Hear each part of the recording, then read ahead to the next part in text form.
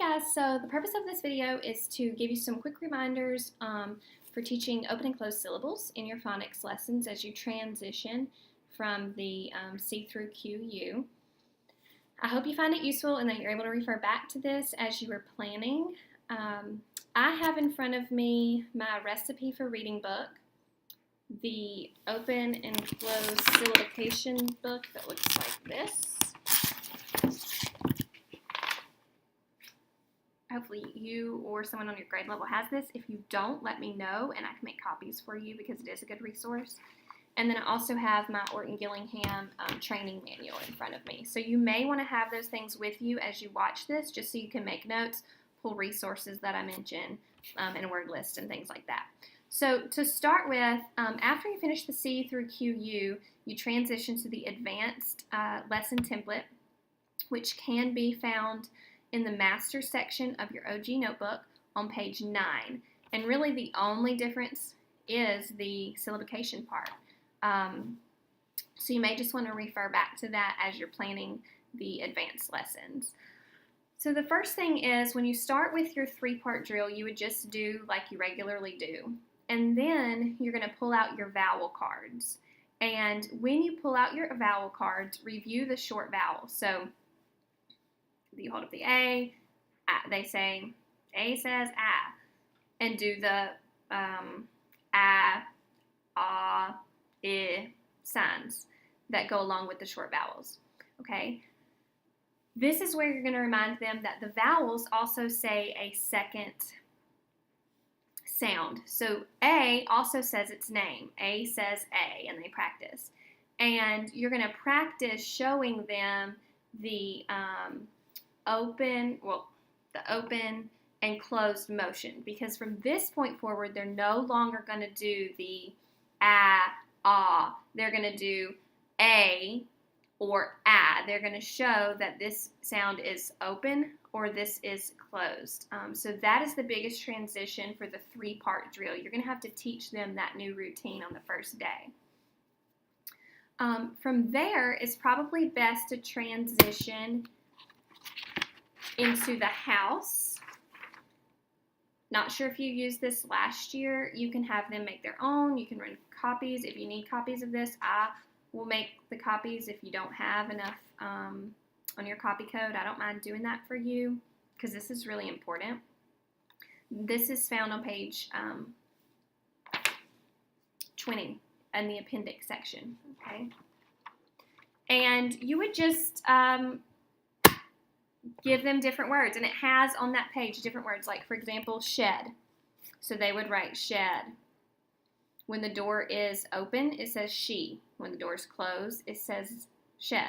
And you would just talk about the difference. Why is E making different sounds? Okay, so you teach them the vowel movements for closed and open syllables, and then you just explicitly teach them using the house how that sound changes. Another word, bed. When it's closed, that E makes a short sound. When it's open, it makes a long sound. So again, on the appendix page, there's lots of words that do that you can teach them with the house. There are also a lot of words on page 80 and 81 in your recipe for reading book. And then there are additional notes from Orton Training that you may want to refer back to.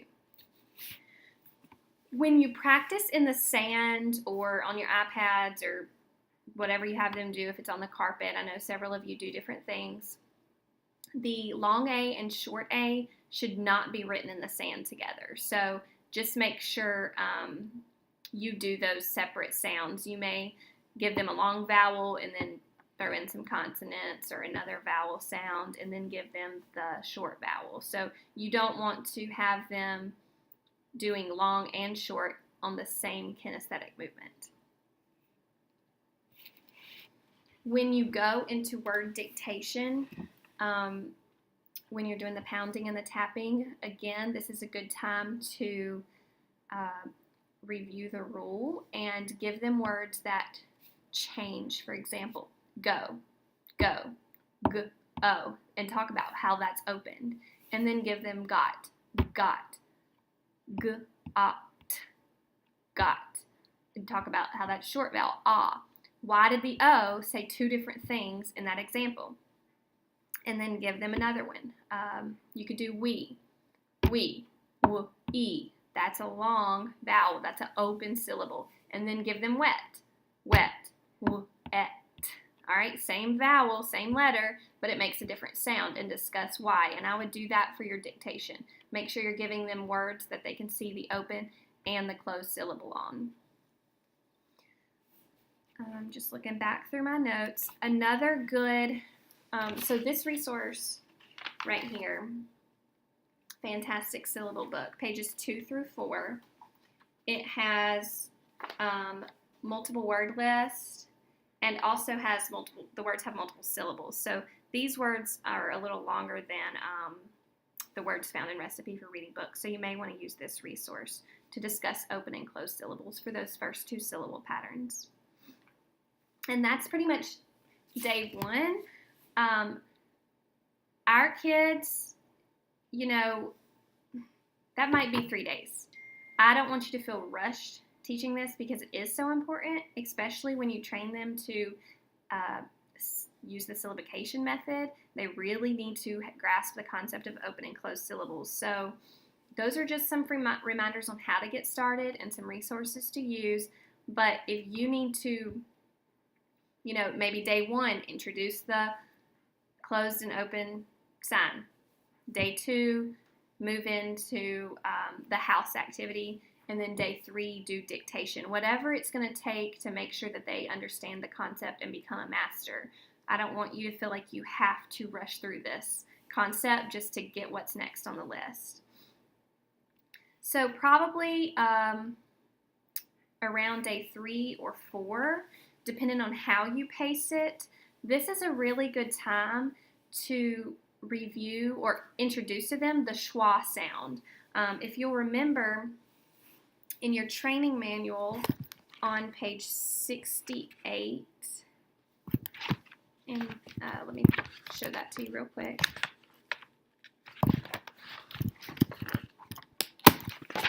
There's a sign that looks like this.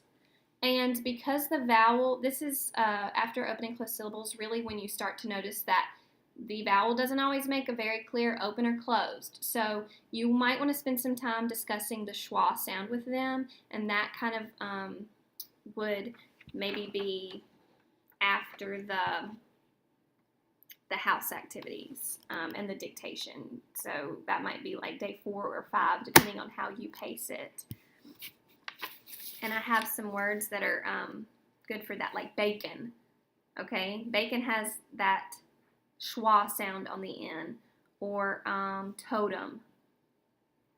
The O makes long O, but the E at the end, totem, is schwa. So you may want to look back into your schwa resources, and if you need additional help with that, just let me know. Thinking about what else. There's really nothing else. Like, that is pretty much just the foundations of having them understand the closed and open syllables. So if you need additional resources or need me to come, you know, help plan for that, then let me know. I'll be glad to.